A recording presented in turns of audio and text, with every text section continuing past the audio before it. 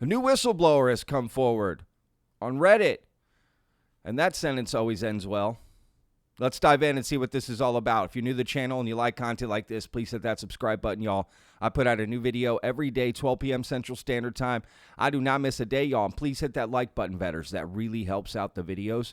So thank y'all so much for the support there. And, of course, comment down below, what do you think about this new story?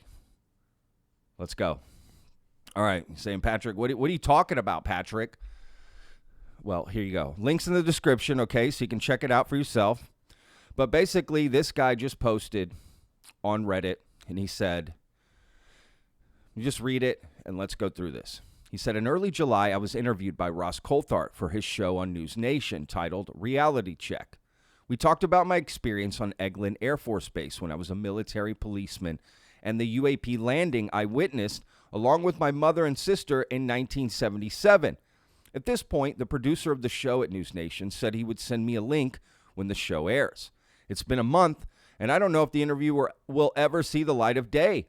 I'm really disappointed with the way the interview went because Ross grilled me like a prosecuting attorney. If the interview never airs, it's all the same to me because I did what I thought I needed to do. Now, I'm going to put a link to this so you can read the rest of it. But a year ago, because people asked him, well, what's your story? And he put a link to this post he put on Reddit a year ago. So let's go through it.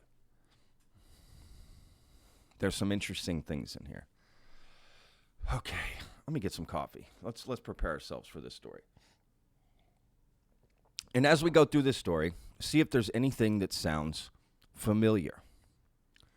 The government monitors UFOs from Eglin Air Force Base in Fort Walton, Florida.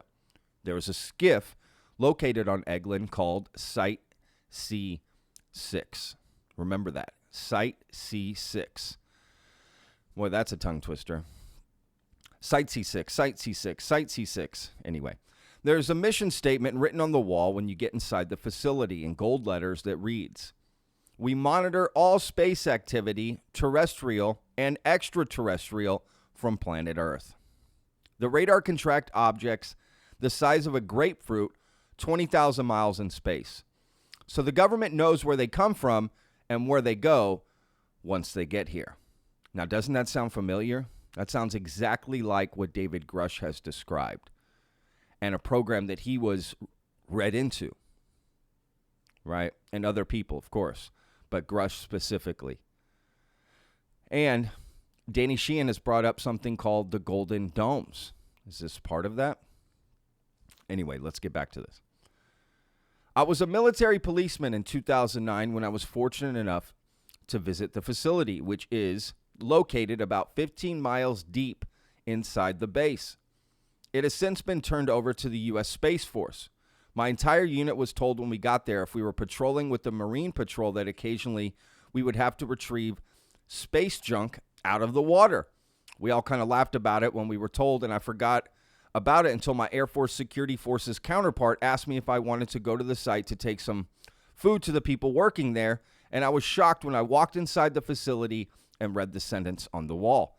I can recall on 2 occasions when our leaders inexplicably made us go inside at night because something was flying around they didn't want us to see. I also observed unmarked white jet planes leaving the base. Our unit had 2 missions there because we were getting ready to deploy again overseas. Let me go up here. First was marijuana eradication because Eglin is a huge base. What? Second was doing garrison security, working tandem with the Air Force Security Forces and contract security officers.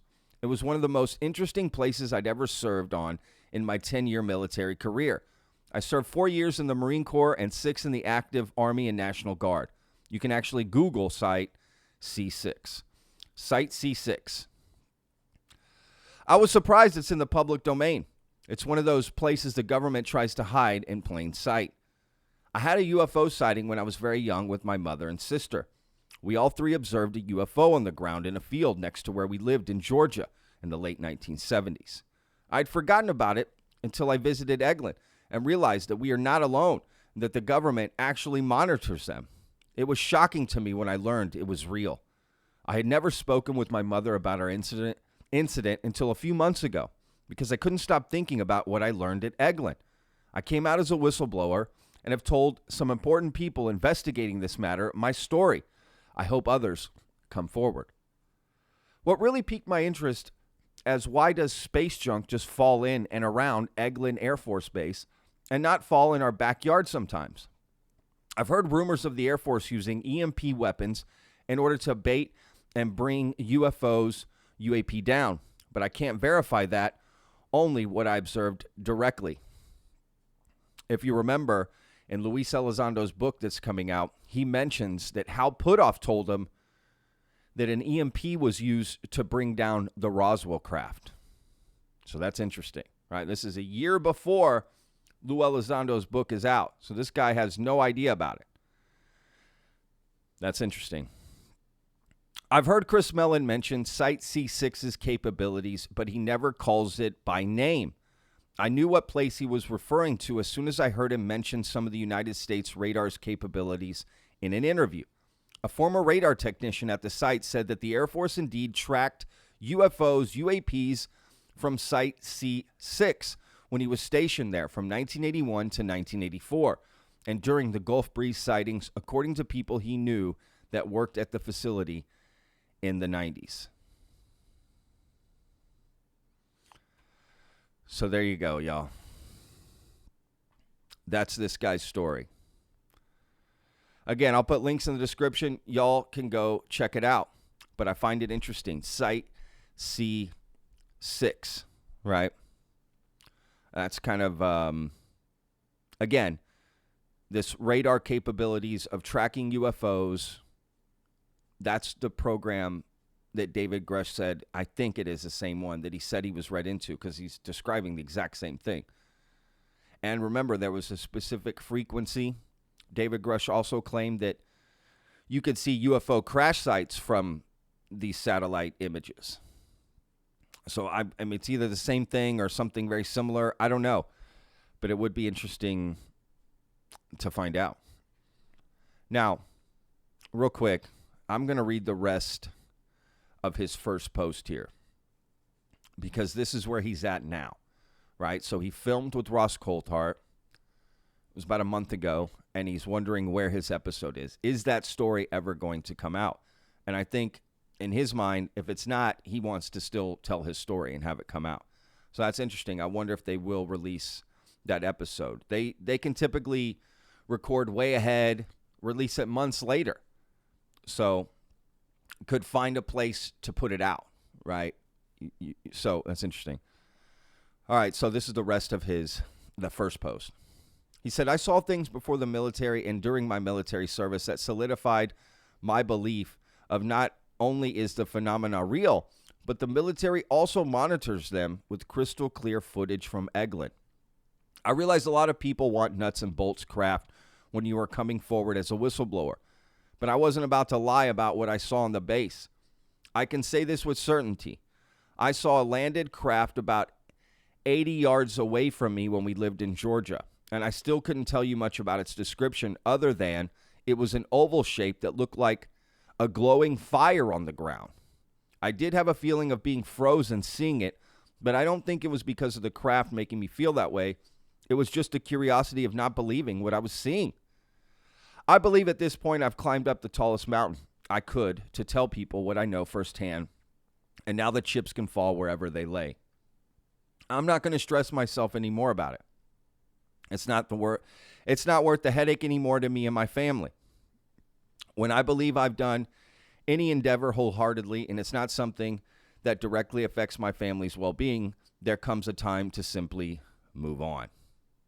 I dedicated 10 years of my life to serving in the military, 4 years in the Marine Corps, and 6 in the Army and National Guard, and I'm also an Operation Enduring Freedom veteran. I served until I couldn't serve anymore due to several operations. I told the producer at News Nations if they don't air the interview, I hope one day Ross and everyone wanting answers will understand the significance of the radar facility at Site C6 on Eglin.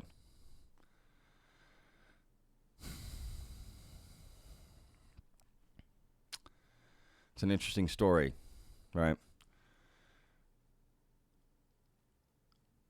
Let's be real. Is this guy a whistleblower? I don't think so. I would definitely... He's describing himself as a whistleblower, which is why I used the term earlier in the video, but let's be real. I don't think he's a whistleblower. And he just saw a craft, and then what he experienced as in the military is not really anything, if you think about it. Okay, he knows about this Site C6, but he's calling that a skiff.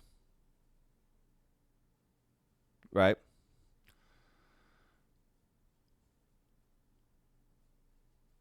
So it's not like he saw a craft at Eglin Air Force Base, and he said he was put inside a few times because they didn't want him to see what was flying around. That could just be advanced tech they don't want him to see. You know what I mean? That doesn't mean anything. He never saw them get any of the space junk or went on any of those missions.